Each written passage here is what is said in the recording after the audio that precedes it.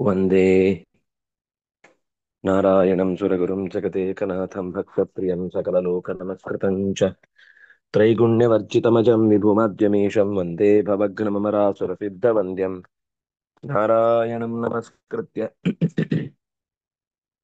ನರಂ ಚೈವ ನರೋತ್ತಮಂ ದೇವೀಂ ಸರಸ್ವತೀಂ ವ್ಯಾಸಂ ತತೋ ಜಯಮುದೀರಯೇ ಸ್ವಸ್ತ್ಯಸ್ತು ಕೃಪಾಂ ಹರಿಃ ಓಂ ಯತ್ರ ಕಾಲೇ ತ್ವನಾವೃತ್ತಿಂ ಆವೃತ್ತಿಂ ಚೈವ ಯೋಗಿನಃ ತತ್ರ ಪ್ರಯಾತಾ ಯಾಂತಿ ತಂಕಾಲಂ ವಕ್ಷ್ಯಾಮಿ ಭರತರ್ಷಭ. ನಾರಾಯಣ. ನಾವು 23ನೇ ಶ್ಲೋಕದ ಭಾವವನ್ನು ನೋಡ್ತಾ ಇದ್ವಿ. ಪರಮ ಸಾಧನೆ ಏನು ಅಂತ ಹಿಂದೆ ಹೇಳಿದ್ರು. ಅನನ್ಯಯ ಭಕ್ತ್ಯ ಲಭ್ಯ ಅನ್ನುವ ಮಾತನ್ನ. ಎಂತಹ ವ್ಯಕ್ತಿ ಅನನ್ಯಯ ಭಕ್ತ್ಯ ಲಭ್ಯ ಅಂದ್ರೆ ಏನ ಸರ್ವಮಿದಂ ತತಂ ಅಂತ ಹೇಳಿದ್ರು. ಯಾರು ಈ ಜಗದ ಅಗಲವನ್ನ ವ್ಯಾಪಿಸಿಕೊಂಡಿದ್ದಾನೋ ಅಂತಹ ಭಗವಂತನಲ್ಲಿ ಅನನ್ಯವಾದ ಭಕ್ತಿಯನ್ನ ಮಾಡಿದ್ರೆ ಅವನು ಲಭ್ಯ ಆಗ್ತಾನೆ ಅಂತ. ಮತ್ತೆ 2 ದಾರಿಗಳನ್ನೇ ಹೇಳ್ತೇನೆ.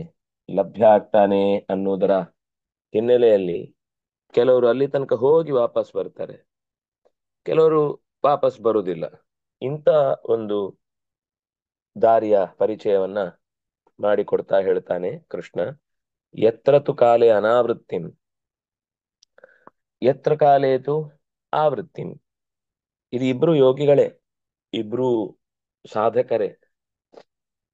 ಆ ಅಂದ್ರೆ ದೇವತೆಗಳ ಕಲ್ಪನೆಯನ್ನು ಮಾಡಿಕೊಂಡು ಹೋಗ್ತಾ ಇದ್ದಾರೆ ಅಂದ್ರೆ ಅವರು ಸಾಧಕರೇ. ಸುಮ್ಮನೆ ಹಂಗೆ ಸತ್ರು, ಹಂಗೆ ಮತ್ತೆ ಹುಟ್ಟಿದ್ರು ಅನ್ನೋದಾದ್ರೆ ಅವರು ಯೋಗಿಗಳಾಗುದಿಲ್ಲ. ಹಾಗೆ ಒಂದಲ್ಲ ಒಂದು ಕಾಲಕ್ಕೆ ಎಲ್ರೂ ಸಾಯ್ತಾನೆ ಇರ್ತಾರೆ. ಸತ್ತವರು ಯಾವುದೋ ಒಂದು ಕಾಲದಲ್ಲಿ ಇದ್ದೇ ಇದ್ದಾರೆ. ಅಕಸ್ಮಾತ್ ಅವರು ಆ ಏನು ಉತ್ತರ ಅಯನದ ಸಂದರ್ಭದಲ್ಲಿ ಸತ್ರು ಅಂದ ಮಾತ್ರಕ್ಕೆ ಅವರೇನು ಮುಕ್ತಿಗೆ ಹೋಗಲ್ಲ. ಯಾಕಂದ್ರೆ ಕಾಲದಲ್ಲಿ ಸಾಯುವುದು ಅನ್ನುವುದಕ್ಕೆ ಇಲ್ಲಿ ಏನರ್ಥ ಅಂತ ಅನ್ನೋದನ್ನ ಮುಂದೆ ನೋಡೋಣ. ಯತ್ಕಾಲಾದ್ಯಭಿಮಾನಿ ದೇವತಾ ಗತಾ ಆವೃತ್ಯನಾವೃತ್ತಿ ಗಚ್ಚಂತಿ ತಾಹ ಆಹ ಯತ್ರ ಇತ್ಯಾದಿನ.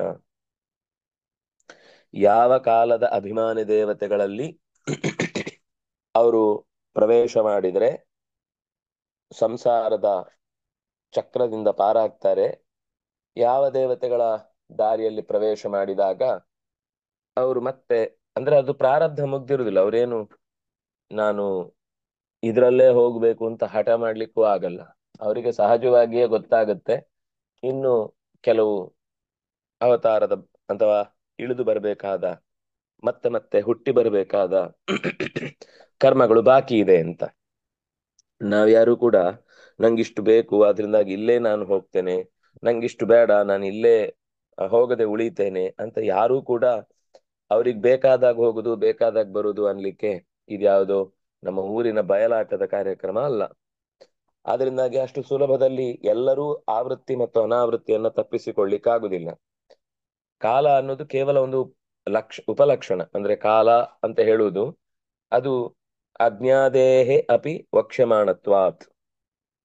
ಅಗ್ನಿ ಜ್ಯೋತಿರಹ ಶುಕ್ಲ ಅಂತ ಅಗ್ನಿ ಜ್ಯೋತಿ ಅನ್ನೋ ಈ ಶಬ್ದಗಳು ಕಾಲದ ಶಬ್ದಗಳಲ್ಲ. ಕಾಲದ ಶಬ್ದಗಳು ಕೆಲವಿದೆ, ಅದು ಮತ್ತೆ ಮುಂದೆ ಗೊತ್ತಾಗುತ್ತೆ. ಕಾಲ ಅಂತ ಯಾಕೆ ಹೇಳಿದ್ದು ಅಂತಂದ್ರೆ ಕೆಲವು ಹೆಚ್ಚಿನದ್ದು ಉತ್ತರಾಯಣ ದಕ್ಷಿಣಾಯನ ಅಂತ ಈ ಶಬ್ದಗಳನ್ನು ನಾವು ಬಳಸ್ತೇವೆ. ಅದರಿಂದಾಗಿ ಪಕ್ಕ ನೆನ್ಪುಳಿಯುವುದು ಕಾಲವಾಚಕವಾದ ಶಬ್ದಗಳಾದ್ರಿಂದಾಗಿ ಇಲ್ಲಿ ಆ ಯತ್ರ ಕಾಲೇ ಅನ್ನುವ ಶಬ್ದವನ್ನ ಬಳಸಿದ್ರು. ವಸ್ತುತಃ ಕಾಲದ ಉದ್ದೇಶವೇ ಅಲ್ಲ ಅನ್ನೋದು ಶ್ಲೋಕ ನೋಡಿದ್ರೆ ಗೊತ್ತಾಗುತ್ತೆ ಅಂತ ಮುಂದೆ ಹೇಳ್ತಾರೆ. ಯಾಕೆಂದ್ರೆ ಅಜ್ಞಾದೇರಪಿ ವಕ್ಷ್ಯಮಾಣತ್ವಾತ್. ಮುಂದೆ ಅಗ್ನಿ ಜ್ಯೋತಿ ಈ ಶಬ್ದಗಳಿಂದಲೂ ಕೂಡ ಪ್ರಯಾಣದ ಕುರಿತಾದ ಮಾತುಗಳನ್ನ ಆಡ್ತಾ ಇದ್ದಾರೆ. ಆದ್ರಿಂದಾಗಿ ಇದು ಕೇವಲ ಕಾಲದ ಬಗ್ಗೆ ಹೇಳ್ತಾ ಇಲ್ಲ. ಯಾಕಂದ್ರೆ ಅಗ್ನಿ ಕಾಲ ಅಲ್ಲ, ಜ್ಯೋತಿಷ್ ಕಾಲ ಅಲ್ಲ. ಮತ್ತೆ ಯಾಕೆ ಹಾಗೆ ಹೇಳಿದ್ರು ಅದು ಮತ್ತೆ ಮುಂದೆ. ಅದಕ್ಕೆ ಕಾಲಾದ್ಯಭಿಮಾನಿ ದೇವತಾ ಅನ್ನುವ ಶಬ್ದವನ್ನ ಬಳಸಿದ್ರು. ಪ್ರಯಾಣ ಮಾಡುವಾಗಲೂ ಅವನು ತನ್ನ ಮೇಲಿನ ಅನಿ ಸಾಗಾಟದ ದೇವತೆಗಳಲ್ಲಿ, ಅಂದ್ರೆ ತನ್ನನ್ನ ಕರೆದೊಯ್ಯುವ ದೇವತೆಗಳಲ್ಲಿ ತನ್ನನ್ನು ಒಪ್ಪಿಸಿಕೊಳ್ಳಿಕ್ಕೆ ಅಂತಿದೆ. ಅದು ಒಪ್ಪಿಸಿಕೊಳ್ಳುವುದು ಹೇಗೆ ಅನ್ನೋದಕ್ಕೆ ಲಯ ಚಿಂತನೆ ಅಂತ ಅದು ಭಾಗವತ ಹೇಳುತ್ತೆ ಕೆಲವು ಕಡೆ. ಕೆಲವು ಕಡೆ ನಮಗೆ ಬ್ರಹ್ಮಸೂತ್ರ ಭಾಷ್ಯದಲ್ಲಿ ಉತ್ಕ್ರಾಂತಿ ಆ ಪಾದದಲ್ಲಿ ಅದರ ವಿವರಣೆ ಬಂದಿದೆ. ಉತ್ಕ್ರಾಂತಿ ಪಾದಕ್ಕೆ ಅನೇಕ ಸಂಗತಿಗಳು, ಈ ಬೇರೆಯವರು ಅದನ್ನ ಮುಟ್ಲೇ ಇಲ್ಲ, ಸುಮ್ಮನೆ ಅಲ್ಲಿ ಶ್ಲೋಕ ಮುಖ್ಯ ಆ ಪದಕ್ಕೆ ಏನರ್ಥವೋ ಅದನ್ನು ಹೇಳಿ ಮುಂದೆ ಹೋಗ್ಬಿಟ್ಟಿದ್ದಾರೆ. ವಸ್ತುತಃ ಅಲ್ಲಿ ಪ್ರಧಾನವಾದ ಕಾರ್ಯಭಾರ ಇರುವುದೇ ದೇವತೆಗಳದ್ದು. ಅದು ಉತ್ತಮ ಕ್ರಾಂತಿ ಆದಾಗ ಮಾತ್ರ ಉತ್ಕ್ರಾಂತಿ ಆಗುತ್ತೆ.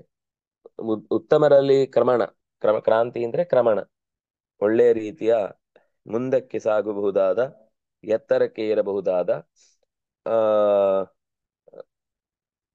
ಮತ್ತೆ ಮರಳಿ ಜಂಜಾಟಕ್ಕೆ ಸಿಲುಕದಂತೆ ಪ್ರಯಾಣ ಮಾಡಬಹುದಾದ ಕ್ರಾಂತಿ ಅನ್ನುವುದನ್ನ, ಕ್ರಮಣ ಅನ್ನುವುದನ್ನ ಕ್ರಾಂತಿ ಅನ್ನೋ ಶಬ್ದದಿಂದ ಹೇಳ್ತಾರೆ. ಯತ್ರ ಕೆಳಗಡೆ ಆ ತಾತ್ಪರ್ಯದಲ್ಲಿ ಯತ್ರ ಕಾಲಾಭಿಮಾನಿ ದೇವತಾಸು, ಯತ್ರ ಅನ್ನೋ ಶಬ್ದಕ್ಕೆ ಕಾಲೆ ಅನ್ನುವುದನ್ನ ಕಾಲಾಭಿಮಾನಿ ದೇವತಾಸು ಮೃತ್ಯನಂತರಂ ಪ್ರಯಾತಾಹ. ಪ್ರಯಾತಾಹ ಅಂತಂದ್ರೆ ಪ್ರಯಾಣ ಮಾಡುವುದು ಅಂತ ಅರ್ಥ. ಎಂಥ ಪ್ರಯಾಣ? ಮೃತ್ಯನಂತರಂ ಪ್ರಯಾಣ. ಈಗಿನ ಪ್ರಯಾಣ ಅನ್ನೋ ಶಬ್ದಕ್ಕೆ ನಿಜವಾದ ಅರ್ಥವು ಅದೇನೆ. ಉತ್ತಮ ಪ್ರಯಾಣ ಅನ್ನೋದನ್ನೇ, ಕೊನೆಯ ಪ್ರಯಾಣ ಅನ್ನೋದನ್ನೇ, ಶರೀರದಿಂದ ಹೊರಕ್ಕೆ ಬರುವುದು ಅನ್ನೋದನ್ನೇ ಪ್ರಯಾಣ ಅನ್ನೋ ಶಬ್ದದಿಂದ ಹೇಳುದು. ಪ್ರಯಾಣಿ ಗರುಡಾರೂಢಂ ಪಾರಿಜಾತ ಹರಂ ಹರಿಂ ಸತ್ಯಭಾಮಾಯುತಂ ಕೃಷ್ಣಂ ಧ್ಯಾಯೇದಿಷ್ಟಾರ್ಥ ಸಿದ್ಧಯೇ. ದಿನ ನಾವು ಮನೆಯಿಂದ ಹೊರಡುವಾಗ ನಮ್ಮ ಪ್ರಯಾಣ ಅನ್ನುವ ನೆಪದಲ್ಲಿ ನಾವು ಆಗ ಈ ಶ್ಲೋಕವನ್ನು ಸ್ಮರಣೆ ಮಾಡುವ ಕ್ರಮವನ್ನು ನಮಗೆ ಪ್ರಾಚೀನರು ಹೇಳಿದ್ದಾರೆ. ಎರಡು ಮೂರು, ಒಂದು ರಾಮಾಯಣ ಹೇಳುವಂತಹ ಮಾತು. ರಾಮಾಯಣದಲ್ಲಿ ಅಗ್ರತೋ ನಾರಸಿಂಹ, ಅದು ಅಗ್ರತಃ ಪೃಷ್ಠತಶ್ಚೈವ ಪಾರ್ಶ್ವತಶ್ಚ ಧನುರ್ಧರವು ಆಕರಣ ಪೂರ್ಣ ಧನ್ವಾನೋ ರಕ್ಷೇತಾಂ ರಾಮಲಕ್ಷ್ಮಣವು ಅಂತ ರಾಮ ಮತ್ತು ಲಕ್ಷ್ಮಣ, ಅದು ಸೀತೆಯನ್ನ ಕರ್ಕೊಂಡು ಹೋಗುವಾದ ಪ್ರಸಂಗ ಆ ಅರಣ್ಯಕಾಂಡದಲ್ಲಿ. ಲಕ್ಷ್ಮಣ ಮುಂದಕ್ಕೆ ಹೋಗ್ತಾ, ನಾನು ದಾರಿಯಲ್ಲಿ ಹೋಗುವ ಮಧ್ಯದಲ್ಲಿ ಮುಳ್ಳು ಕಂಟಕಗಳಿದ್ರೆ ಅದನ್ನ ಕಲ್ಲು ಮುಳ್ಳುಗಳಿದ್ರೆ ಅದನ್ನ ಕ್ಲೀನ್ ಮಾಡ್ತೇನೆ ಅಂತ ಅವನು ಮುಂದೆ ಹೋಗ್ತಾನೆ. ಹಿಂದಿನಿಂದ ಏನಾದ್ರೂ ತೊಂದರೆ ಬಂದ್ರೆ ನಾನಿದ್ದೇನೆ ಅಂತ ರಾಮ ಹಿಂದಿನಿಂದ ನಿಲ್ತಾನೆ. ಅಂದ್ರೆ ಅವಳು ಮಧ್ಯದಲ್ಲಿ ಪ್ರಯಾಣ ಮಾಡುತ್ತಾಳೆ. ಅವಳು ಪ್ರಯಾಣ ಮಾಡುವಾಗ ಅವಳನ್ನ ಕಾಳಜಿಯಿಂದ ನೋಡ್ಕೊಳ್ಳುವುದು ಅನ್ನುವ ಹಿನ್ನೆಲೆಯಲ್ಲಿ ನಾವು ಕೂಡ ಭಗವಂತನ ಮುಂದೆ ಕಾಳಜಿಯಿಂದ ನೋಡಿಕೊಳ್ಳಬೇಕಾದ ಸಂಗತಿಗಳಾದ್ರಿಂದ, ಅವನ ಮಕ್ಕಳು ಅಥವಾ ಅವನಿಗೆ ಸಂಬಂಧಿಗಳು ಅನ್ನುವ ಕಾರಣದಿಂದ ನಮಗೂ ಕೂಡ ಈ ತರ ಮುಂದೆ ಹಿಂದೆ ರಾಮ ಮತ್ತು ಲಕ್ಷ್ಮಣ ಆಕರ್ಣ ಪೂರ್ಣ ಧನ್ವಾನವು, ಧನುಸ್ಸನ್ನ ಹಿಡಿದ ಕಿವಿಯ ತನಕ, ಅಂದ್ರೆ ಸಿದ್ಧರಾಗಿ ನಿಂತಿರುವ ಅಂತ ಅರ್ಥ. ಯಾವಾಗ ಯಾರು ಅಟ್ಯಾಕ್ ಮಾಡಿದ್ರು ಮರುಕ್ಷಣದಲ್ಲಿ ಬಾಣವನ್ನು ಬಿಡ್ಲಿಕ್ಕೆ ತಯಾರಾಗಿರುತ್ತೆ ಅಂಥ ರೂಪವನ್ನ ಅಲ್ಲಿ ಚಿಂತನೆ ಮಾಡುವಂತದ್ದಿದೆ. ಅದು ಇನ್ನು ಮುಂದೆ ಹೋಗುವಾಗ ಅಗ್ರತೋ ನಾರಸಿಂಹಶ್ಚ ಪೃಷ್ಠತೋ ಗೋಪಿನಂದನ ಉಭಯೋ ಪಾರ್ಶ್ವಯೋರಾಸ್ತಾಂ ಸಶರವು ರಾಮಲಕ್ಷ್ಮಣವು. ಎಡಬಲಗಳಲ್ಲಿ ರಾಮಲಕ್ಷ್ಮಣರಿದ್ರೆ ಮುಂದೆ ನರಸಿಂಹನಾಗಿ, ಹಿಂದೆ ಗೋಪಿ ವಲ್ಲಭನಾಗಿ ಕೃಷ್ಣ ನಮಗೆ ರಕ್ಷಣೆಗೆ ನಿಲ್ತಾನೆ ಅನ್ನುವ ಮಾತನ್ನ ಆ ಶ್ಲೋಕ ಹೇಳುತ್ತೆ. ಹಾಗೆ ಪ್ರಯಾಣ ಅನ್ನೋದು ನಾವು ಯಾವಾಗ್ಲೂ ಗೊತ್ತಿಲ್ಲ ನಮಗೆ ಯಾವುದು ನಮ್ಮ ಕೊನೆಯ ಪ್ರಯಾಣ ಆಗತ್ತೆ ಅಂತ. ಹಾಗಾಗಿ ಪ್ರತಿ ಸರ್ತಿಯೂ ಅದನ್ನ ನೆನೆಸ್ಕೊಳ್ತಾ ಹೋಗುದು.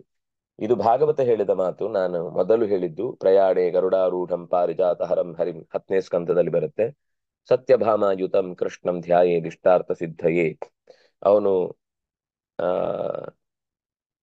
ಮುರನನ್ನ ಸಂಹರಿಸಿ ನರಕನನ್ನ ಮುಕ್ತಾಯಗೊಳಿಸಿ ಆ ಹೆಣ್ಣು ಮಕ್ಕಳನ್ನೆಲ್ಲ ಬಿಡಿಸಿ ದೇವಲೋಕಕ್ಕೆ ಹೋಗಿ ಅಲ್ಲಿ ದೇವತೆಗಳಿಗೆ ಕೊಡಬೇಕಾದಂತಹ ಕುಂಡಲವನ್ನ ಮುಟ್ಟಿಸಿ ಬರುವಾಗ ಪಾರಿಜಾತದ ಪುಷ್ಪವನ್ನ ತರುವ ಸಂದರ್ಭದಲ್ಲಿ ದೇವತೆಗಳೂ ಕೂಡ ಅವನ ಮೇಲೆ ದಾಳಿ ಮಾಡಿದಾಗ ಅವರನ್ನೂ ಸೋಲಿಸಿ, ಅಂದ್ರೆ ಎಲ್ಲೂ ಮಾರ್ಗದಲ್ಲಿ ಸೇರ್ಬೇಕಾದ ಗುರಿಗೆ ತಡೆ ಒಡ್ಡಿದ ಯಾರನ್ನೂ ಕೂಡ ಲೆಕ್ಕಿಸದೆ ಮುನ್ನುಗ್ಗಿದಂತಹ ಕೃಷ್ಣನನ್ನ, ಗರುಡನ ಮೇಲೆ ಕುಳಿತಿರುವ ಕೃಷ್ಣನನ್ನ ಸತ್ಯಭಾಮಾಯುತಂ ಕೃಷ್ಣಂ ಪ್ರಯಾಣೇ ಗರುಡಾರೂಢಂ ಪಾರಿಜಾತ ಹರಂ ಹರಿಂ ಪಾರಿಜಾತವನ್ನ ಅಪಹರಿಸಿದ ಹರಿಯನ್ನು, ಸತ್ಯಭಾಮಾಯುತಂ ಅವನದ್ದೇ ವಸ್ತುವನ್ನು ಅವನು ತಗೊಂಡು ಬಂದಿದ್ದಷ್ಟೇ, ನಮ್ಮದೇ ಕರ್ಮವನ್ನು ನಾವು ಉಣ್ಲಿಕ್ಕಿರುವುದಷ್ಟೇ. ಸತ್ಯಭಾಮಾಯುತಂ ನಿರಂತರವಾಗಿ ಜ್ಞಾನದ ಜೊತೆಗೆ, ಸಂಪತ್ತಿನ ಜೊತೆಗೆ, ವಿದ್ಯಾ ವಿತ್ತಂ ಧನಾತ್ಮಕಂ ವಿದ್ಯೆ ಎನ್ನುವ ಸಂಪತ್ತನ್ನ ಹೊತ್ತುಕೊಂಡು ಬರುವಾಗ, ಅದು ಸತ್ಯದ ಬಗೆಗಿನ ಜಗತ್ತಿನ ಮತ್ತು ಪರಮಾತ್ಮನ ಕಾರ್ಯಭಾರಗಳ ಕುರಿತಾದ ಚಿಂತನೆಯನ್ನ ಮಾಡುತ್ತಾ, ಧ್ಯಾಯೇದ್ ಇಷ್ಟಾರ್ಥ ಸಿದ್ಧಯೇ, ಅವನಿಗೆ ನಿಜವಾದ ಜೀವನದ ಕೊನೆಯ ಗತಿಯನ್ನು ಏನು ಪಡಿಬೇಕು ಅಂತಿದೆಯೋ ಅದನ್ನು ಅವನು ನೆಮ್ಮದಿಯಿಂದ ಪಡಿಬೇಕು ಅಂದ್ರೆ ಯಾವಾಗ್ಲೂ ಈ ಮನೆಯಿಂದ ಹೊರಡುವಾಗ ಗರುಡನ ಮೇಲೆ ಕುಳಿತ ಪಾರಿಜಾತವನ್ನ ತೆಗೆದುಕೊಂಡು ಬಂದು ಆ ತನ್ನ ಮಡದಿಗೆ ಕೊಟ್ಟ, ಆ ಎಲ್ಲ ಪಾಪಗಳನ್ನ ಪರಿಹರಿಸುವ, ಸತ್ಯಭಾಮೆಯ ಜೊತೆಗೆ ಕೂಡಿರುವ ಕೃಷ್ಣನನ್ನು ನಿರಂತರ ಚಿಂತಿಸಬೇಕು. ಯಾವುದಕ್ಕೋಸ್ಕರ? ಇಷ್ಟಾರ್ಥ ಸಿದ್ಧಯೇ, ಬದುಕಿನ ಇಷ್ಟಾರ್ಥಗಳನ್ನು ಈಡೇರಿಸಿಕೊಳ್ಳಿಕ್ಕೆ, ಬದುಕಿನ ನಂತರದ ಇಷ್ಟಾರ್ಥಗಳು ಕೂಡ ಅವನಲ್ಲಿ ಮನಸ್ಸು ನಿರಂತರ ಸಂಸ್ಕಾರ ಬಲದಿಂದ ನೆಲೆಗೊಳ್ಳುವುದಕ್ಕೆ ಬೇಕಿರುವ ಹಾಗೆ ಪ್ರಯಾಣದ ಕೊನೆಯಲ್ಲಿ ಅವನು ನೆನಪಾಗ್ಬೇಕು. ಪ್ರಯಾಣೇ ಗರುಡಾರೂಢಂ. ಎಂಥ ಪ್ರಯಾಣದಲ್ಲಿ? ನಿತ್ಯ ಪ್ರಯಾಣ, ಮಹಾಪ್ರಯಾಣ. ಅದಕ್ಕೆ ಪ್ರಯಾತ ಅನ್ನುವ ಶಬ್ದಕ್ಕೆ ಇಲ್ಲಿ ಬರೆದ್ರು ಮೃತ್ಯಂತರಂ ಪ್ರಯಾತ, ಮೃತಿಯ ಅನಂತರ, ಸಾವಿನ ಬಳಿಕದ ಪ್ರಯಾಣವನ್ನ ಕಾಲದ ದೇವತೆಗಳಲ್ಲಿ ನಮ್ಮನ್ನ ಕೊಟ್ಟುಕೊಳ್ಳುವುದು ಅನ್ನೋದು ತಿಳಿದಿರ್ಬೇಕು. ಅದು ಸೀದಾ ಗರುಡನನ್ನೇ ನಾವು ಚಿಂತಿಸಿ ಮುಂದೆ ಹೋಗುವುದು ಗೊತ್ತಾಗುದಿಲ್ಲ. ಸಾಧಕರಿಗೆ ಅವರಿಗೆ ಮೊದಲೇ ಗೊತ್ತಾಗುತ್ತೆ. ಎಷ್ಟೋ ಜನ ಹಾಗೆ ಹೇಳಿ ತಮ್ಮ ಕೊನೆಯ ಕಾರ್ಯಭಾರಗಳನ್ನೆಲ್ಲ ಮುಗಿಸಿ ದೇಹವನ್ನ ತಗೊಂಡೋಗಿ ತುಳಸಿ ಕಟ್ಟೆಯ ಮುಂದೆ ಇಡು ಅಂತ ಹೇಳಿ ಅಲ್ಲೇ ಮಲಗಿಸಿ ಅಲ್ಲೇ ಕೊನೆಯ ಕ್ಷಣವನ್ನ ಬಿಡುವಂಥದ್ದು, ಅಥವಾ ಯಾವ್ದಾದ್ರೂ ಒಟ್ಟು ಮನೆಯ ಒಳಗೆ ಪ್ರಾಣ ಬಿಡಬಾರದು ಅಂತ. ಮನೆಯೊಳಗೆ ಪ್ರಾಣ ಬಿಟ್ಟ ಅಂದ್ರೆ ಅವನು ಮತ್ತೆ ಆ ಮನೆಗಾಗಿಯೇ ಹಾತೊರಿತಾನೆ ಅಂತ. ಅದಕ್ಕೋಸ್ಕರ ಪ್ರಾಣ ಹೋಗುವ ಸಂದರ್ಭ ಬಂದಾಗ ಉಳಿದವರು ಕೂಡ ಹಾಗೊಂದು ಒಂದು ಪರಂಪರೆ ಬಂದ್ಬಿಟ್ಟಿದೆ. ಅದನ್ನು ನೋಡ್ಲಿಕ್ಕೆ ನಮಗೆ ಸ್ವಲ್ಪ ಏನು ಇಷ್ಟು ಪಕ್ಕ ತಿರಸ್ಕಾರ ಮಾಡ್ತಾರೆ ಅಂತ ನಮ್ಗೆ ಮೇಲ್ನೋಟಕ್ಕೆ ಅನ್ಸುತ್ತೆ. ಹಾಗೊಂದು ಪದ್ಧತಿ ಬಂದ್ಬಿಟ್ಟಿದೆ. ಏನಾದ್ರೂ ಕೊನೆಯ ಕ್ಷಣ ಬಂತು, ಅವ್ರಿಗೆ ಇನ್ನು ಹೆಚ್ಚು ಬದುಕ್ಲಿಕ್ಕೆ ಕಷ್ಟ ಆಗುತ್ತೆ ಎಂದಾಗ ಅವರು ಮನೆಯಿಂದ ಹೊರಗೆ ತಂದು ಅಂಗಳದಲ್ಲಿ ಇಡ್ತಾರೆ. ಎಲ್ರೂ ಅಲ್ಲೇ ಇರ್ತಾರೆ. ಅದರ ಉದ್ದೇಶ ಏನು ಅಂದ್ರೆ ಅದು ಮನೆಯಿಂದ ಹೊರಗೆ ಹಾಕೋದು ಅಂತ ಭಾವವೂ ಇರುತ್ತೆ. ಯಾಕಂದ್ರೆ ಮತ್ತೆ ಇಟ್ಕೊಳ್ಲಿಕ್ಕೆ ಆಗುದಿಲ್ಲ, ಅದು ಬೇರೆ ಪ್ರಶ್ನೆ. ಆದ್ರೆ ಆ ಜೀವಕ್ಕೆ ಹಿತ ಆಗುದು ಅಂತ ಆದ್ರೆ ಅದು ಹೊರಗಿಂದ ನೋಡ್ಲಿಕ್ಕೆ ನಮಗೆ ವಿಶಿಷ್ಟ ಅಂತ ಅನ್ಸಿದ್ದು. ಮಹಾಪ್ರಯಾಣದ ಹೊತ್ತಿಗೆ ತುಳಸಿ ಕಟ್ಟೆ ಅಂತ ಅನ್ನೋದು ಯನ್ಮೂಲೆ ಸರ್ವ ತೀರ್ಥಾನಿ ಯನ್ಮಧ್ಯೆ ಸರ್ವ ದೇವತಾ ಯದಗ್ರೇ ಸರ್ವ ವೇದಾಶ್ಚ ತುಳಸಿತ್ವಾಂ ನಮಾಮ್ಯಹಂ ಅಂತ, ತುಳಸಿ ಸಕಲ ವೇದಗಳ, ಸಕಲ ದೇವತೆಗಳ, ಸಕಲ ತೀರ್ಥಕ್ಷೇತ್ರಗಳ ಸಾನ್ನಿಧ್ಯ ಉಳ್ಳದ್ದು ಅಂತ ಅನ್ನುವ ಕಾರಣಕ್ಕೆ ನಾವು ನಮ್ಮ ಮನೆ ಮುಂದೆ ತುಳಸಿಯ ಗಿಡವನ್ನು ನೆಟ್ಟು ಅದರಲ್ಲಿ ನಿತ್ಯವೂ ಲಕ್ಷ್ಮಿಯ ಸನ್ನಿಧಾನವನ್ನ ಕಾಣಬೇಕು ಅಂತ ಶಾಸ್ತ್ರಕಾರರು ಹೇಳುವುದು. ನಮಗೇನು ಅಂದ್ರೆ ತುಳಸಿ ಕಟ್ಟೆ ಇಟ್ರೇನು ದೊಡ್ಡ ಪುಣ್ಯ ಬರುತ್ತಾ, ಏನಾಗುತ್ತೆ, ನಮ್ಗೆ ಇದರ ಬಗ್ಗೆ ಮೂಲದಲ್ಲಿ ಏನು ಅದರ ಕಲ್ಪನೆ ಅಂತ ಗೊತ್ತಿಲ್ಲ. ಅದು ಯಾವಾಗ್ಲೂ ನಮ್ಮ ಮನೆ ಮುಂದೆ ನಮಗೊಂದು ಸಾತ್ವಿಕವಾದ ವೈಬ್ಸ್ ಅನ್ನ ಹುಟ್ಟು ಹಾಕುವಂತಹ ಒಂದು ಗಿಡ. ಅದು ಒಂಥರ ನಮಗೆ ಬೆಳಿಲಿಕ್ಕೆ ಕಷ್ಟ ಇಲ್ಲ ನೋಡಿ. ಎಲ್ಲಿಯಾದ್ರೂ ಎಲ್ಲಿ ಗಿಡ ಹಾಕ್ಲೇಬೇಕು ಮನೆ ಮುಂದೆ ಅಂತ ಇದ್ರೆ ನಾವು ಹಾಕ್ಲಿಕ್ಕೆ ಆಗ್ತಾನೆ ಇರ್ಲಿಲ್ಲ. ಪಾಟಲ್ಲೆಲ್ಲ ಅದನ್ನ ಬೆಳೆಸಿ ಉಳಿಸ್ಲಿಕ್ಕೆ ಆಗ್ತಿರ್ಲಿಲ್ಲ. ಆದ್ರೆ ತುಳಸಿ ಅಂತದ್ದನ್ನೇ ಮನೆ ಮುಂದೆ ಇಡಿ ಅಂತ ಹೇಳುವುದರ ಮೂಲಕ ಎಷ್ಟು ಕಠಿಣವಾದ ಮನೆಯ ಪರಿಸ್ಥಿತಿಗಳು ಕಡಿದಾದ್ರೂ ಕೂಡ, ಕಷ್ಟದಲ್ಲಿ ಇದ್ರೂ ಕೂಡ ಈ ಗಿಡವನ್ನು ನೆಟ್ಟು ಮನೆ ಮುಂದೆ ಒಂದು ಪಾಟಲ್ಲಿ ಇಟ್ಟು ನಾವು ನಮ್ಮ ಮನೆಯ ಧರ್ಮವನ್ನು ಉಳಿಸಿಕೊಳ್ಬಹುದು. ಅದಿಡೀ ಮನೆಗೆ ರಕ್ಷೆ ಇದ್ದ ಹಾಗೆ. ಹಾಗಾಗಿ ಅಗ್ನಿಜ್ಯೋತಿ ಧೂಮನಾಮ ಕಾಲಾಭಿಮಾನಿತ್ವೇಪಿ ಕಾಲ ಪ್ರಾಚುರ್ಯಾತ್ ಕಾಲ ಉಚ್ಯತೆ. ಅಗ್ನಿ, ಜ್ಯೋತಿ, ಧೂಮ ಈ ಶಬ್ದಗಳು ಕಾಲಕ್ಕೆ ಸಂಬಂಧಪಟ್ಟವುಗಳಲ್ಲ. ಆದ್ರೆ ಅದಕ್ಕೆ ಸಂಬಂಧಪಟ್ಟ ಅಭಿಮಾನಿಗಳಿದ್ದಾರೆ. ಕಾಲದ ಪ್ರಾಚುರ್ಯ ಅಂದ್ರೆ ಹೆಚ್ಚು, ಹೆಚ್ಚು ಬಳಕೆ ಅಲ್ಲಿ ಶಬ್ದಗಳು ಬರುವಂತದ್ದು ಉತ್ತರಾಯಣ, ಶುಕ್ಲ, ಕೃಷ್ಣ, ಈ ಶಬ್ದಗಳೆಲ್ಲ ನಮಗೆ ಕಾಲಮಾಪಕವಾಗಿ ಬರುವಂತದ್ದು. ಅದರಿಂದಾಗಿ ಎತ್ರ ಕಾಲೇ ಎಲ್ಲವೂ ಕೂಡ ಒಂದು ರೀತಿಯಲ್ಲಿ ನಮಗೆ ಗೊತ್ತಾಗ್ಲಿ, ಇಲ್ಲಾಂದ್ರೆ ಏನು ಅಂತ ಇದನ್ನು ಸಂಗ್ರಹ ಮಾಡಿ ಒಂದು ಹೊಸ ಶಬ್ದ ಹೇಳಿ ಅಂದ್ರೆ ಕಷ್ಟ. ಪ್ರಯಾಣದ ಹೊತ್ತು ಅನ್ನೋದು ಒಂದು ಕಾಲವೇ. ಆದ್ರೆ ಹೊರಗಿನ ಕಾಲದ ಬಗ್ಗೆ ಹೇಳಿದ್ದಲ್ಲ. ಹೊರಗೆ ಕಾಲ ಹೇಗಿದ್ರೂ ಕಾಲ ಹೋಗ್ತಿರುತ್ತೆ. ಆ ಕಾಲದಲ್ಲಿ ದೇವತೆಗಳು ಯಾರು ನೆನಪಾಗಬೇಕು ಅನ್ನೋದನ್ನ ಈ ಸಾಲಿನ ಮೂಲಕ ನಿರೂಪಣೆ ಮಾಡ್ತಾ ಅದೇನು ಅನ್ನೋದನ್ನ ಆಚಾರ್ಯರು ಸತ್ತತ್ವದ ಮಾತಿನ ಮೂಲಕ ನಿರೂಪಣೆ ಮಾಡ್ತಾರೆ. ಅಗ್ನಿಜ್ಯೋತಿರಿತಿ ದ್ವೇಧ ವಕ್ನೆ ಪುತ್ರೋ ವ್ಯವಸ್ಥಿತ ಸಂಪ್ರಾಪ್ಯಾತಿ ಬ್ರಹ್ಮಿಷ್ಟೋ ದಿವಸ ದಿವಸಾದ್ಯಭಿಮಾನಿನಃ. ದಿವಸದ ಅಭಿಮಾನಿ ದೇವತೆಗಳಿಬ್ರು. ಅಗ್ನಿಯ ಅಂದ್ರೆ ವಹ್ನಿ ಅಂತ. ನಮ್ಗೆ ಈ ವಹ್ನಿ ಅಗ್ನಿ ಎಲ್ಲ ಸಮಾನಾರ್ಥಕ ಪದಗಳು ನಾವು ಅನ್ಕೊಂಡಿರ್ತೇವೆ. ನೋಡಿ, ವಹ್ನಿಯ ಆ ಇನ್ನೊಂದು ಹೆಸರು ಅಗ್ನಿ, ಹೌದು. ವಹ್ನಿಗೆ ಇನ್ನೊಂದು ಹೆಸರು ಅಗ್ನಿ ಅಂತಿದೆ. ಆದ್ರೆ ಇಲ್ಲಿ ಹೇಳ್ತಾ ಇರೋದು ವಹ್ನಿಗೆ ಒಬ್ಬ ಮಗ ಇದ್ದಾನೆ, ಅವನ ಅಗ್ನಿ. ಇನ್ನೊಬ್ಬ ಮಗ ಇದ್ದಾನೆ, ಅವನ್ ಜ್ಯೋತಿ. ಅಗ್ನಿ ಜ್ಯೋತಿ ರೀತಿ ದ್ವೇಧ ವಹ್ನೇಹಿ ಪುತ್ರೌ ವ್ಯವಸ್ಥಿತೌ. ಆ ವಹ್ನೇಹಿ ಪುತ್ರ ವ್ಯವಸ್ಥಿತ. ನಾನು ದ್ವಿವಚನದಲ್ಲಿ ಹೇಳಿದೆ. ಆ ಮಕ್ಕಳಾಗಿ ಅವರಿಬ್ರು ಇದ್ದಾರೆ. ದ್ವೇಧ ಒಬ್ಬನೇ ವಹ್ನಿ ಎರಡು ರೀತಿಯ ಶಕ್ತಿಗಳಿಂದ ಅಭಿವ್ಯಕ್ತನಾಗ್ತಾನೆ. ಅಗ್ನಿ ಅಂತ ಒಂದು ರೂಪದಿಂದ, ಜ್ಯೋತಿ ಅಂತ ಒಂದು ರೂಪದಿಂದ. ದ್ವೇಧ ವಹ್ನೇಹ ಪುತ್ರ ವ್ಯವಸ್ಥಿತ. ಒಬ್ಬನೇ ಎರಡು ರೂಪಗಳಿಂದ ಮಗನಾಗಿ ಕಾಣಿಸಿಕೊಳ್ತಾನೆ. ಅವನನ್ನು ಯಾರು ಪಡೀತಾನೋ ಅವನು ಬ್ರಹ್ಮಿಷ್ಠ ದಿವಸಾದ್ಯಭಿಮಾನಿನಃ. ದಿವಸದ ಅಂದ್ರೆ ಹಗಲಿನ ಅಭಿಮಾನಿ ದೇವತೆಯಾಗಿ ಕಾರ್ಯಭಾರವನ್ನು ಮಾಡ್ತಾನೆ ಅನ್ನೋದನ್ನ ಇಲ್ಲಿ ಹೇಳ್ತಾ ಇದ್ದಾರೆ. ಮುಂದೆ ಅದೇ ಶ್ಲೋಕದ ವಿವರಣೆ ಮುಂದೆ ಹೇಳ್ತಾ ಇದ್ದಾರೆ. ಅಂದ್ರೆ ಕೃಷ್ಣನು ಆ ಶ್ಲೋಕವನ್ನ ಮುಂದೆ ಉಲ್ಲೇಖ ಮಾಡ್ತಾನೆ. ಅಗ್ನಿಜ್ಯೋತಿರಃ ಶುಕ್ಲ ಷಣ್ಮಾಸ ಉತ್ತರಾಯಣಂ ತತ್ರ ಪ್ರಯಾತ ಗಚ್ಚಂತಿ ಬ್ರಹ್ಮವಿದೋ ಜನಾಃ. ಅದರ ಮುಂದಿನ ಎಲ್ಲಾ ಶ್ಲೋಕಗಳು ಒಂದಕ್ಕೊಂದು ಸಂಬಂಧ ಇದೆ, ಆದ್ರಿಂದ ಅಷ್ಟನ್ನು ಒಟ್ಟಿಗೆ ಓದಿಬಿಡ್ತೇನೆ. ಧೂಮೋ ರಾತ್ರಿ ತಥಾ ಕೃಷ್ಣ ಷಣ್ಮಾಸ ದಕ್ಷಿಣಾಯನಂ ತತ್ರ ಚಾಂದ್ರಮಸಂ ಜ್ಯೋತಿ ಯೋಗಿ ಪ್ರಾಪ್ಯ ನಿವರ್ತತೆ. ಶುಕ್ಲ ಕೃಷ್ಣೇ ಗತೀಹ್ಯೇತೆ ಜಗತಃ ಶಾಶ್ವತೆ ಮತೆ ಏಕಯಾ ಯಾತ್ಯನಾವೃತ್ತಿ ಮನ್ಯಯಾ ವರ್ತತೆ ಪುನಃ.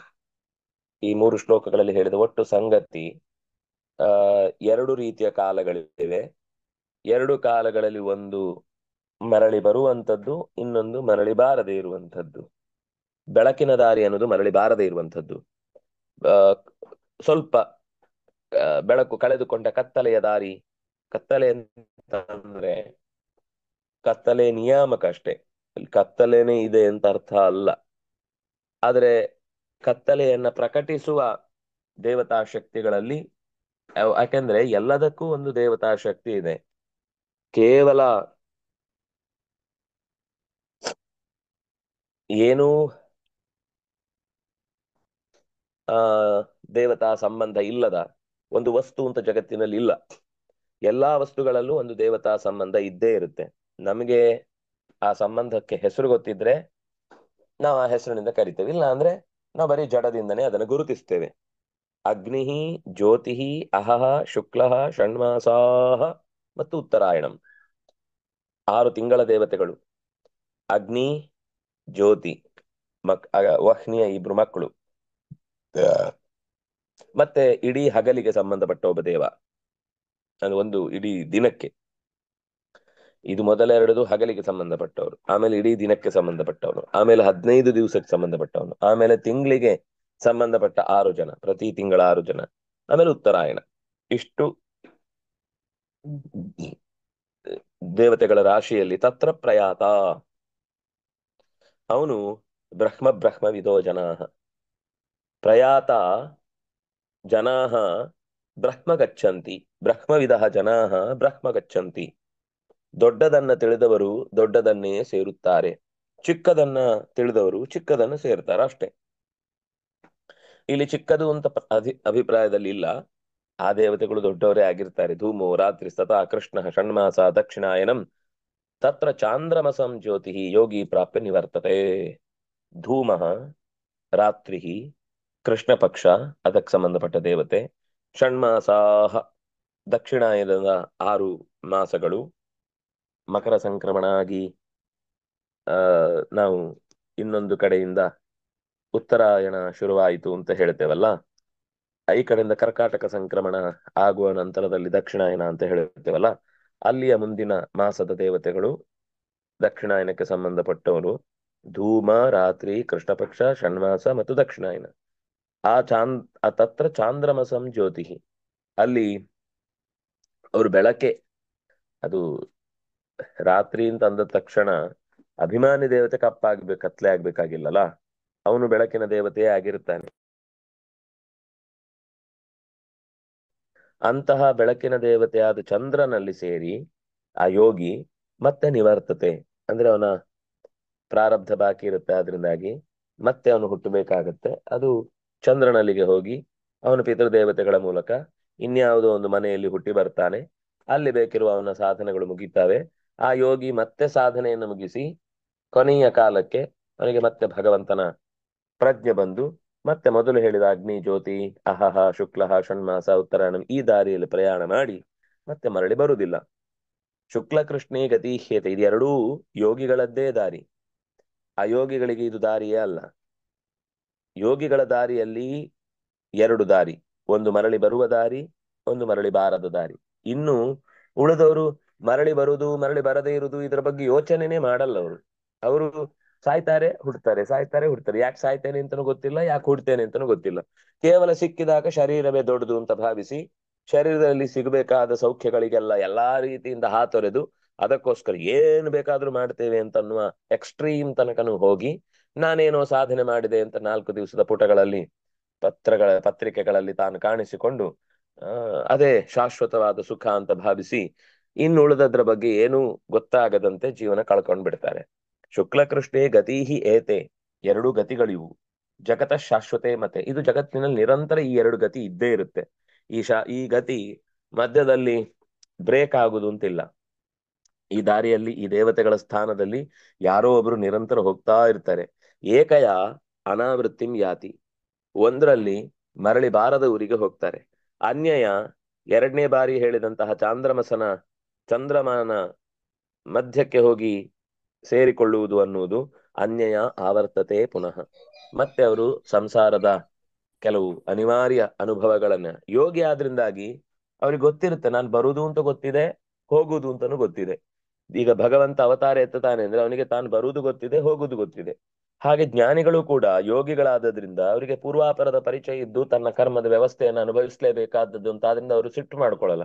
ಏನು ನಾನು ಇಷ್ಟು ಯೋಗಿ ಆದ್ರೂ ಕೂಡ ನನ್ನನ್ನು ಮತ್ತೆ ಮತ್ತೆ ವಾಪಸ್ ಭೂಮಿಗೆ ಕಳಿಸ್ತಾ ಇದ್ದಾರೆ ಅಂತ ಅವರು ಸಿಟ್ಟು ಮಾಡ್ಕೊಳ್ಳಲ್ಲ. ಅದು ಭಗವತ್ ಸಂಕಲ್ಪ, ಕರ್ಮದ ಬಂಧನ, ಅಷ್ಟನ್ನು ಅನುಭವಿಸಿ ಹೋಗ್ಬೇಕು. ಆಗಲೇ ಪೂರ್ಣವಾದ ಸುಖವನ್ನ ನಾವು ಅನುಭವಿಸ್ಲಿಕ್ಕೆ ಸಾಧ್ಯ. ಆದ್ರಿಂದಾಗಿ ಭಗವಂತ ಇದರಲ್ಲಿ ಕರುಣೆಯಿಂದಲೇ ನಮ್ಮನ್ನ ಕರ್ಕೊಂಡು ಹೋಗಿ ಮತ್ತೆ ಮರಳಿ ಕರೆ ತರ್ತಾ ಇದ್ದಾನೆ ಅಂತ ಭಾವಿಸ್ತಾನೆ ಹೊರತು, ನನಗೆ ತೊಂದರೆ ಆಯ್ತು, ನಾನು ದೇವರ ವಿರುದ್ಧ ಚಳುವಳಿ ಹುಡ್ತೇನೆ ಅಂತ ಅವನು ಯಾವತ್ತೂ ಕೂಡ ಅದಕ್ಕೆ ವಿರುದ್ಧ ನಿಲ್ಲುವುದಿಲ್ಲ. ಇದು ನಮಗೆ ಈ ಶ್ಲೋಕಗಳಿಂದ ಮನಸ್ಸಿನಲ್ಲಿ ಉಳಿಬೇಕಾದ ಸಂಗತಿ. 2 ದಾರಿಗಳಿವೆ. ನಿರಂತರವಾಗಿ ಪ್ರಯಾಣ ಮಾಡುವ ಉದ್ದೇಶದಲ್ಲಿ ನಮ್ಮ ಮನಸ್ಸಿನಲ್ಲಿ ಭಗವಂತನ ನೆನಪು ಆಗ್ತಾ ಇರಬೇಕು. ಅದು ಯಾವಾಗಕ್ಕೆ ಯಾಕೆ ಉಪಯೋಗ ಆಗುತ್ತೆ ಗೊತ್ತಿಲ್ಲ. ನಿರಂತರ ಭಗವಂತನ ಸ್ಮರಣೆ ಅನ್ನೋದಂತೂ ನಮ್ಮ ಜೀವನದ ಪ್ರಧಾನವಾದ ಗುರಿಯಾಗಿರ್ಬೇಕು. ಬೇರೆ ಎಲ್ಲವೂ ಕೂಡ ಅದಕ್ಕೆ ಪೂರಕವಾಗಿ. ಭಗವಂತನ ಸ್ಮರಣೆ ಆಗುವುದಕ್ಕೆ ಕಾರಣವಾಗದ ಏನೇ ಘಟನೆಗಳಿದ್ರು ಅದನ್ನು ತೊರೆಯುವುದು ಉತ್ತಮ. ನಿಧಾನಕ್ಕೆ ಒಂದೇ ಸರ್ತಿ ಬಿಡ್ಲಿಕ್ಕೆ ಆಗದೆ ಇರ್ಬೋದು. ಆದ್ರೆ ಅವನ ನೆನಪಿಗೆ ಕಾರಣವಾಗುವಂತ ಎಲ್ಲ ಕೆಲಸಗಳು ಕೂಡ, ಭಗವಂತನ ಶ್ರದ್ಧೆಗೆ ಕಾರಣವಾಗುವ ಯಾವುದೇ ಕೆಲಸ ಇದ್ರೂ ಕೂಡ ಅವನಿಗದು ಪ್ರಯಾಣದ ವೆಚ್ಚವನ್ನ ಕಡಿಮೆ ಮಾಡುತ್ತೆ. ಇಲ್ಲ ಅಂದ್ರೆ ಪ್ರಯಾಣಕ್ಕೆ ಭತ್ಯೆಯನ್ನು ಹೆಚ್ಚು ಹೆಚ್ಚು ಸಲ್ಲಿಸಿ ಹೆಚ್ಚು ಹೆಚ್ಚು ಇಲ್ಲೇ ಒದ್ದಾಡಿ ಇಲ್ಲೇ ಕಷ್ಟಗಳ ಸುರಿಮಳೆಗಳ ನಡುವೆ ಮೈ ಒಡ್ಡಿ ಬದುಕನ್ನ ವ್ಯಥೆಯಿಂದ ಕಳಿಬೇಕಾಗತ್ತೆ. ಜ್ಯೋತಿಹಿ ಜ್ಯೋತಿಹಿ ಅನ್ನುವ ಶಬ್ದವನ್ನ ಹೇಳಿದ್ದು ಅರ್ಚಿಹಿ ಅನ್ನುವ ದೇವತಾ ಶಕ್ತಿಯನ್ನ. ತೇ ಅರ್ಚಿಷಂ ಅಭಿಸಂವಿಶಂತಿ ಅಂತ ವೇದದ ಮಂತ್ರ. ನೋಡಿ, ಮತ್ತೆ ವೇದವನ್ನೇ ಪ್ರಕಟಿಸಿತು ಅನ್ನುವುದಕ್ಕೋಸ್ಕರ ಆಚಾರ್ಯರು ಇದು ಉಪನಿಷತ್ತಿನಲ್ಲಿ ಒಂದು ತುಂಡು ಸಿಕ್ತಿಲ್ಲಿ, ಇನ್ಯಾವ್ದ್ಯಾವ್ದೋ ಭಾಗಗಳು ಎಲ್ಲೆಲ್ಲೋ ಇದೆ. ಎಲ್ಲವನ್ನು ಕೃಷ್ಣ ಒಟ್ಟು ಮಾಡಿ ಇಲ್ಲಿ ಅಗ್ನಿ, ಜ್ಯೋತಿ, ಅಹಹ, ಶುಕ್ಲಃ, ಷಣ್ಮಾಸದ ದೇವತೆಗಳು, ಉತ್ತರಾಯಣ, ಇದು ನಮಗೆ ವೇದದಲ್ಲಿ ಸಿಗಬೇಕಾದ್ರೆ ನೂರಾರು ಸೂಕ್ತಗಳಲ್ಲಿ ನಾವು ಜಾಲಾಡಿ ಅಷ್ಟೂ ತಲೆಯಲ್ಲಿದ್ರೆ ಯಾವ್ದಕ್ಕೆ ಯಾವ್ದಾದ್ಮೇಲೆ ಸಂಬಂಧ ಇದೆ ಅನ್ನೋದು ನಮಗೆ ಗೊತ್ತಾದಾಗ ಅರ್ಥ ಆಗುತ್ತೆ. ಆದ್ರೆ ಇಲ್ಲಿ ನಮಗೆ ಆ ಕಷ್ಟವೇ ಇಲ್ಲ. ಆದ್ರಿಂದಾಗಿ ಎಷ್ಟೋ ಸರ್ತಿ ಇದು ತುಂಬಾ ಸಲೀಸು, ಇದು ವ್ಯರ್ಥ, ಅಥವಾ ಇದರಲ್ಲಿ ಏನು ಶಕ್ತಿ ಇಲ್ಲ, ಅಥವಾ ಇದರ ಬಗ್ಗೆ ಒಂದು ಕಾಳಜಿ, ಅಥವಾ ಇದರ ಬಗ್ಗೆ ಒಂದು ಮಹಿಮೆ ಏನು ನಮ್ಗೆ ಗೊತ್ತಿಲ್ಲದೆ ಸುಮ್ಮನೆ ಶ್ಲೋಕ ಓದಿ. ನಾನು ಎಷ್ಟು ಸರ್ತಿ ಗೀತೆ ಓದಿದ್ದೇನೆ ಗೊತ್ತಾ, ಇದನ್ನು ಮಡಚಿಟ್ರೆ ನನಗೆ ಕಣ್ತುಂಬ ಬರೀ ಗೀತೆನೆ ಬರುತ್ತೆ. ಸರಿ, ಏನ್ ಅರ್ಥ ಆಯ್ತು, ಬದುಕಿಗೆ ಏನ್ ಸಿಕ್ತು, ನಾವು ಅದನ್ನು ಹೇಗ್ ಸಾಧನೆಗೆ ಉಪಯೋಗಿಸ್ಕೊಳ್ಬಹುದು ಒಂದೂ ಗೊತ್ತಿಲ್ಲ ನಮಗೆ. ಆದ್ರೆ ತುಂಬಾ ಅದ್ಭುತವಾದ ಭಗವಂತನ ಒಂದು, ಅದಕ್ಕೆ ವೇದಾದಪಿ ಪರಂ ಚಕ್ರೇ ಅನ್ನುವ ಮಾತು ಹೇಳಿದ್ದು. ವೇದಾದಪಿ ಪರಂ ಅಂತಂದ್ರೆ ಅರ್ಥದ ದೃಷ್ಟಿಯಿಂದ ಹೆಚ್ಚು ಅಂತ ಅರ್ಥ ಅಲ್ಲ. ಎಲ್ಲೆಲ್ಲೋ ಇರುವುದನ್ನ ಹುಡುಕಿ ಓದಿ ಅಧ್ಯಯನ ಮಾಡಿ ಒಂದಕ್ಕೊಂದು ಸಂಪರ್ಕವನ್ನ ಕಲ್ಪಿಸಿಕೊಂಡು ಅದು ಗುರುಗಳಿಂದ ಗೊತ್ತಾದ್ರೆ ಗೊತ್ತಾಯ್ತು, ಇಲ್ಲ ಅಂದ್ರೆ ಅದೂ ಇಲ್ಲ. ಅಂತ ಸ್ಥಿತಿಯನ್ನ ಸುಲಭ ಮಾಡ್ಲಿಕ್ಕೋಸ್ಕರ ಅದರಿಂದಾಗಿ ಇದು ವೇದ ಓದ್ದವರು ಓದ್ಬೇಕು, ವೇದ ಓದದೇ ಇರುವವರು ಓದ್ಬೇಕು. ವೇದ ಓದದೇ ಇರುವವರಿಗೆ ಯಾಕೆ ಅಂದ್ರೆ ಅವರಿಗೆ ಅದರಲ್ಲಿ ಏನಿದೆ ಅಂತಾನೆ ಗೊತ್ತಾಗದೇ ಇದ್ದಾಗ ಇದರ ಮೂಲಕ ವೇದದಲ್ಲಿ ಇದ್ದದ್ದೇ ಸಿಗುತ್ತೆ. ಅದಕ್ಕೆ ಹೇಳಿದ್ದು ಇಬ್ರಿಗೂ ಕೂಡ ಭಗವಂತನ ಒಂದೇನು ಅಂದ್ರೆ ಅವರಿಗೆ ಆ ಸುಖದಲ್ಲಿ ಒಂದು ವಿಶೇಷತೆ ಇರುತ್ತೆ. ಯಾಕಂದ್ರೆ ಅಷ್ಟನ್ನ ಓದಿ ಅರ್ಥ ಮಾಡ್ಕೊಳ್ಳಿಕ್ಕೆ ನಿರಂತರ ಪ್ರಯತ್ನ ಪಡ್ತಾರಲ್ಲ. ಆದ್ರೆ ಬರೀ ಅದನ್ನ ಮಾತ್ರ ಓದ್ದವರಿಗೆ ಆ ಪ್ರಯತ್ನದಲ್ಲಿ ಅವರು ಸಫಲರಾಗುವುದೇ ಇಲ್ಲ, ಅದು ನಿಶ್ಚಯವೇ.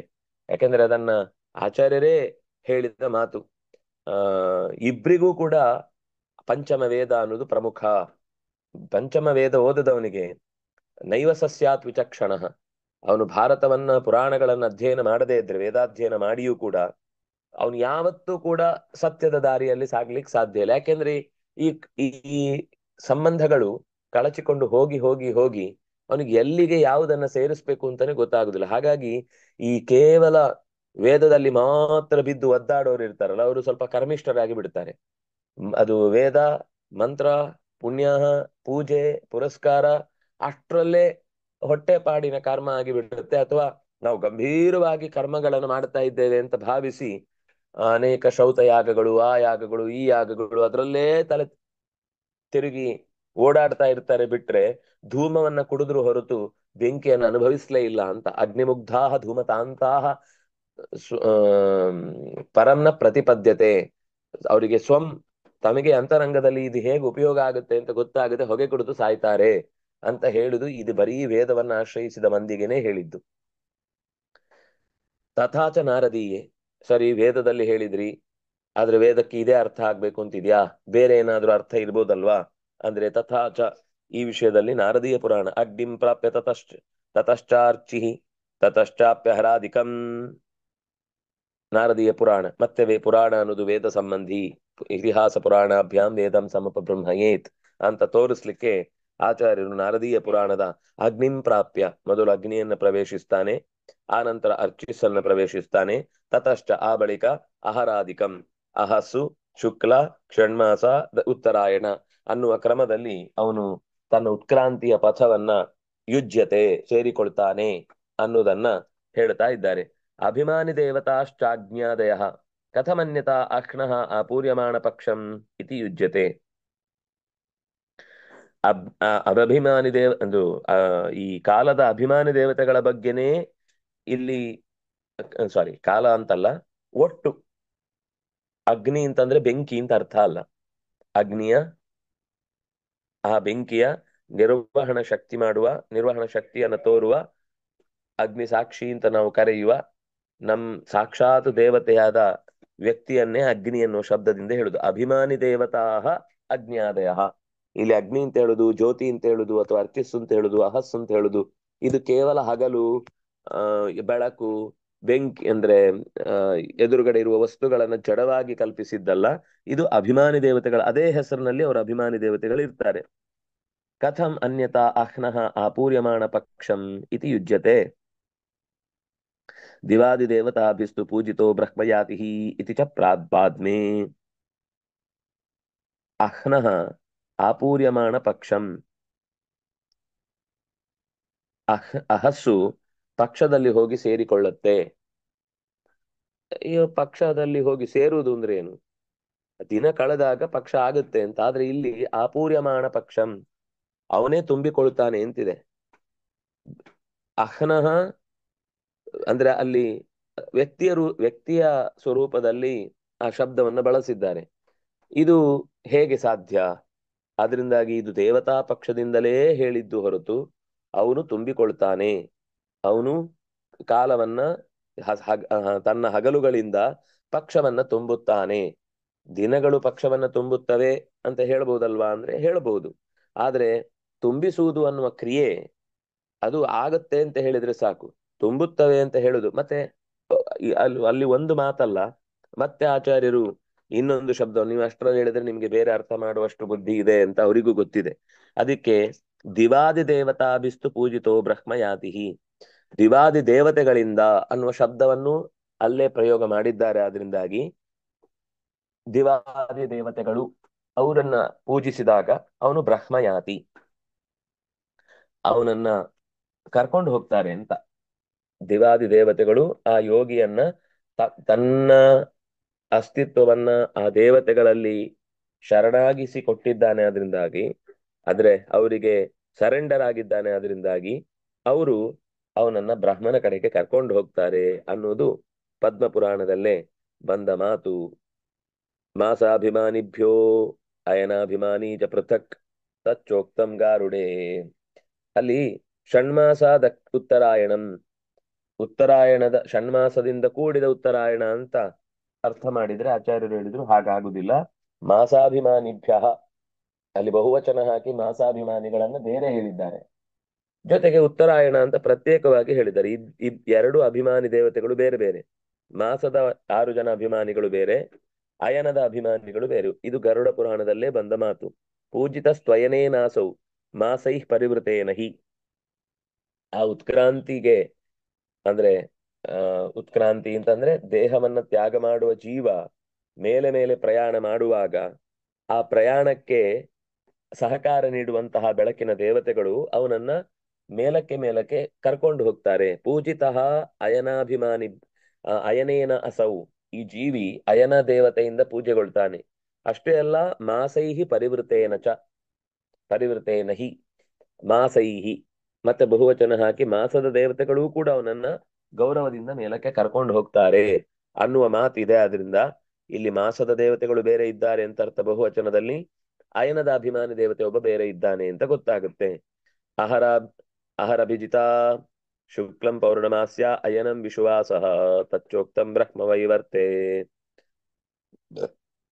ಈ ಅಹಸ್ಸಿನ ದೇವತೆಯ ಬಗ್ಗೆ ಹೇಳುವಾಗ ಅದು ಹಗಲಿನ ದೇವತೆ ಆದ್ರಿಂದ ಕೇವಲ ಅಹಸ್ಸು ಮಾತ್ರ ಅಲ್ಲ, ಅಭಿಜಿತಾ ಸಹ. ಅಭಿಜಿತ್ ಅಂತ ಒಂದು ನಕ್ಷತ್ರ ಇದೆ. ಅದು ಈ 27 ನಕ್ಷತ್ರಕ್ಕೆ ಜೋಡಿಸಿಕೊಂಡು ಮತ್ತೊಂದು ಸಮಯ. ಅದು ಮಧ್ಯಾಹ್ನದ ಸಮಯದ ಹೊತ್ತನ್ನ ಅಭಿಜಿತ್ ಲಗ್ನ ಅಂತ ನೀವು ಕೆಲವೊಂದ್ಸರ್ತಿ ಮದುವೆಯ ಪತ್ರಿಕೆಗಳಲ್ಲಿ ಓದಿರ್ತೀರಿ. ಅದು ಅಭಿಜಿತ್ ಅನ್ನೋದು ಮಧ್ಯಾಹ್ನದ ಹೊತ್ತು ಇರುವಂತಹ ಒಂದು ವಿಶಿಷ್ಟ ಕಾಲ. ಅದಕ್ಕೆ ಸಂಬಂಧಪಟ್ಟ ಒಬ್ರು ದೇವತೆ ಇದ್ದಾನೆ. ಆ ದೇವತಾ ಶಕ್ತಿ ಸೇರಿಕೊಂಡು ಹಗಲು, ಕೇವಲ ಹಗಲಿನ ದೇವತೆ ಮಾತ್ರ ಅಲ್ಲ, ಅಭಿಜಿತ್ ಲಗ್ನಾಭಿಮಾನಿ ದೇವತೆಯಿಂದ ಕೂಡಿದ ಹಗಲು. ಹಾಗೆ ಶುಕ್ಲ ಅಂದ್ರೆ ಶುಕ್ಲ ಪಕ್ಷದ ದೇವತೆ ಮಾತ್ರ ಅಲ್ಲ, ಪೌರ್ಣಮಾಸ್ಯಕ್ಕೆ ಸಂಬಂಧಪಟ್ಟ ರಾಕಾ ಅನ್ನುವಂತಹ ಭಗವದ್ ರೂಪ ಅಂದ್ರೆ ದೇವತಾ ರೂಪದ ಜೊತೆಗೆ ಪೌರ್ಣಮಾಸ್ಯ ಶುಕ್ಲಂ. ಆಮೇಲೆ ಅಯನ ಅನ್ನೋದಕ್ಕೆ ಅದರ ಜೊತೆಗೆ ವಿಷು ಅಂತ ಒಂದು ದಿನ ಬರುತ್ತೆ. ವಿಷುವ ಅಂತ ಕರೀತಾರೆ ಅದನ್ನ. ವಿಷುವಾಸಹ, ವಿಷುಹು ವಿಷು ವಿಷವಃ, ವಿಷುವಾ ವಿಷುಭ್ಯಾಂ ವಿಷುಭಿಹಿ. ವಿಷುವಾ ವಿಷುವಿನಿಂದ ಕೂಡಿಕೊಂಡು, ವಿಷುವ ಅನ್ನುವುದು ಹಗಲು ಮತ್ತು ರಾತ್ರಿ ಸಮವಾಗಿ ಸಿಗುವ ಒಂದು ವಿಶಿಷ್ಟವಾದ ಕಾಲ. ಅಂದ್ರೆ ಇಡೀ ಅಯನ ಅಂತ ಅನ್ನೋದು ಇದ್ದೇ ಇದೆ. ಅದರಲ್ಲಿ ನೀವು ಈ ಆಚರಣೆ ಮಾಡುವಾಗ ವಿಷುಕಾಲ ಅಂತ ಕೆಲವು ಕಡೆ ಸೌರಮಾನದ ಆಚರಣೆ ಮಾಡುವವರಲ್ಲಿ ಅದು ಜಾಸ್ತಿ ಸ್ಪಷ್ಟವಾಗಿ ಕಾಣುತ್ತೆ. ಉಳಿದವು ಕೂಡ ಇದನ್ನ ಆಚರಣೆ ಮಾಡ್ತಾನೆ, ಇಲ್ಲ ಅಂತಿಲ್ಲ. ಆದ್ರೆ ತುಂಬಾ ಗಮನ ಕೊಟ್ಟು ಆ ಕಾರ್ಯದಲ್ಲಿ ತಮಗೆ ಬೇಕಿರುವಂತಹ ಅನುಕೂಲತೆಗಳನ್ನು ಮಾಡುವ, ಅನೇಕ ಸತ್ಕರ್ಮಗಳನ್ನು ನಡೆಸುವಂತಹ ಒಂದು ವಿಶಿಷ್ಟವಾದ ಕಾಲ. ಆ ವಿಷುವಿನ ಜೊತೆಗೆ ಅಯನವನ್ನ, ವಿಷುಕಾಲದ ದೇವತೆಯ ಜೊತೆಗೆ ಅಯನದ ಕಾಲವನ್ನ ಸ್ವೀಕರಿಸಬೇಕು. ತಚ್ಚೋಕ್ತಂ, ಅದನ್ನ ಬ್ರಹ್ಮವೈವರ್ತ ಪುರಾಣ ಹೇಳುತ್ತೆ. ಸಾಕ್ನಾ ಮಧ್ಯಂಧ್ಯನೇನಾಥ ಶುಕ್ಲೇನ ಚ ಸ ಪೂರ್ಣಿಮಾ ಸ್ವವಿಶ್ವ ಚಾಯನಶ್ಚಾಯನೇನಾಸೋ ಪೂಜಿತ ಕೇಶವಂ ವ್ರಜೇತ್. ಮ ಮಧ್ಯಂದಿನೇನ, ಮಧ್ಯಂದಿನ ಅಂತಂದ್ರೆ ಅದು ಮಧ್ಯಾಹ್ನದ ಕಾಲದಲ್ಲಿ ಬರುವ ಅಭಿಜಿತ್. ಮಧ್ಯಂದಿನೇನ ಅಹಹ ಅಹ್ನಾ, ಹಗಲಿನ ಜೊತೆಗೆ ಮಧ್ಯಂದಿನೇನ ಪೂರ್ಣಿಮಾ ಶುಕ್ಲೇನ ಸಹ ವಿಶ್ವ ಅಯನೇನ ಸಹ. ಹೀಗೆ ಬ್ರಹ್ಮವೇದ ಪುರಾಣ ಯಾರು ಹಾಗೆ ಆ ಕಾಲದ ದೇವತೆಗಳನ್ನು ಒಟ್ಟೊಟ್ಟು ಪೂಜೆ ಮಾಡ್ತಾರೋ ಅವನು ಕೇಶವನನ್ನ ಪಡೀತಾನೆ. ನಾವು ಹಗಲಿನ ದೇವತೆಯನ್ನು ಚಿಂತನೆ ಮಾಡುವಾಗ ಅಭಿಜಿತ್ ಅಭಿಮಾನಿ ದೇವತೆಯನ್ನು ಸೇರಿಸಿ ಹಗಲನ್ನ ಪ್ರಾರ್ಥಿಸಬೇಕು. ಶುಕ್ಲ ಪಕ್ಷವನ್ನ ಗೌರವಿಸುವಾಗ ಪೌರ್ಣಮಾಸ್ಯದ ದೇವತೆಯನ್ನ ಸೇರಿಕೊಂಡು ಶುಕ್ಲ ಪಕ್ಷವನ್ನ ನಾವು ನೆನೆಯಬೇಕು. ಅಯನದ ದೇವತೆಯನ್ನ ನಾವು ನಮಸ್ಕರಿಸುವಾಗ ಅಥವಾ ಅದಕ್ಕೆ ಸಂಬಂಧಪಟ್ಟ ಏನೇ ಕರ್ತವ್ಯ ನಡೆಸುವಾಗ ವಿಷು ಅನ್ನುವ ಕಾಲಕ್ಕೆ ಸಂಬಂಧಪಟ್ಟ ದೇವತೆಯನ್ನ ನೆನೆದು ಆ ಮೂಲಕ ಕೇಶವನ್ ಯಾರು ಪೂಜೆ ಮಾಡುತ್ತಾನೋ ಅವನು ಕೇಶವಂ ರಜೇತ್ ಇತಿ. ಈ ಇಷ್ಟು ಕಾಲದ ದೇವತೆಗಳ ವಿಶೇಷವನ್ನ ನಿರೂಪಣೆ ಮಾಡಿದ್ರು. ಇದಕ್ಕೆ ಸಂಬಂಧಪಟ್ಟ ಆ ಆಚಾರ್ಯರ ತಾತ್ಪರ್ಯದ ಮಾತನ್ನ ನಾಳೆ ಮತ್ತೆ ಜೊತೆ ಸೇರಿದಾಗ ಅನುಸಂಧಾನ ಮಾಡೋಣ ಅಂತ ಹೇಳ್ತಾ, ಕಾಯೇನ ವಾಚ ಮನಸೇಂದ್ರಿಯೈರ್ವಾ ಬುದ್ಧ್ಯಾತ್ಮನಾ ವಾ ಅನುಸೃತ ಸ್ವಭಾವ ಕರೋಮಿ ಯದ್ಯತ್ ಸಕಲಂ ಪರಸ್ಮೈ ನಾರಾಯಣಾಯೇತಿ ಸಮರ್ಪಯಾಮಿ. ತಪಸ್ವಿನೋ ದಾನಪರಾ ಯಶಸ್ವಿನೋ ಮನಸ್ವಿನೋ ಮಂತ್ರವಿದಸ್ಸು ಮಂಗಲಾಃ ಕ್ಷೇಮಂ ನ ವಿಂದಂತಿ ವಿನಾ ಯದರ್ಪಣಂ ತಸ್ಮೈ ಸುಭದ್ರಶ್ರವಸೇ ನಮೋ ನಮಃ. ಬ್ರಹ್ಮಾರ್ಪಣಂ ಬ್ರಹ್ಮ ಹವಿಃ ಬ್ರಹ್ಮಾಗ್ನೌ ಬ್ರಹ್ಮಣಾಹುತಂ ಬ್ರಹ್ಮೈವ ತೇನ ಗಂತವ್ಯಂ ಬ್ರಹ್ಮಕರ್ಮ ಸಮಾಧಿನಾ. ಶ್ರೀಕೃಷ್ಣಾರ್ಪಿತಮಸ್ತು. ಎಲ್ಲರಿಗೂ ಹೃತ್ಪೂರ್ವಕವಾದ ನಮಸ್ಕಾರಗಳು. ಶಾರದೆಗೆ ಸಂಬಂಧಪಟ್ಟಂತಹ ದಿನಗಳು ಅಂತ ಈ ಮುಂದಿನ ದಿನಗಳಲ್ಲಿ ಪೂಜೆ ಮಾಡುವುದಂತೂ ಇದ್ದೇ ಇದೆ. ವಸ್ತುತಃ ಅದು ವಿಜಯದಶಮಿ ದಿವಸ ಬೆಳಿಗ್ಗೆ ಪುಸ್ತಕಗಳನ್ನಿಟ್ಟು ವಿಷ್ಣು ತೀರ್ಥರು ಹೇಳಿದ ಕ್ರಮದಲ್ಲಿ ವೇದವ್ಯಾಸರನ್ನು ಮತ್ತು ವೇದವ್ಯಾಸರ ಶಿಷ್ಯರಾದಂತಹ 4 ವೇದಗಳನ್ನ, ಸುಮಂತು, ಪೈಲ, ಜೈಮಿನಿ, ವೈಶಂಪಾಯನ, ಈ 4 ಜನರು, ಇನ್ನುಳಿದಂತೆ ಕೆಲವು ಹೆಸರುಗಳನ್ನು ಕೂಡ ಹೇಳ್ತಾರೆ. ಅದನ್ನು ಬೇಕಿದ್ರೆ ಒಂದ್ಸರ್ತಿ ನಾಳೆ ಅಥವಾ ಮಧ್ಯಾಹ್ನ ಯಾವಾಗಾದ್ರೂ ಸಮಯ ಆದಾಗ ಬರೆದು ಹಾಕ್ತೇನೆ. ಅಷ್ಟನ್ನ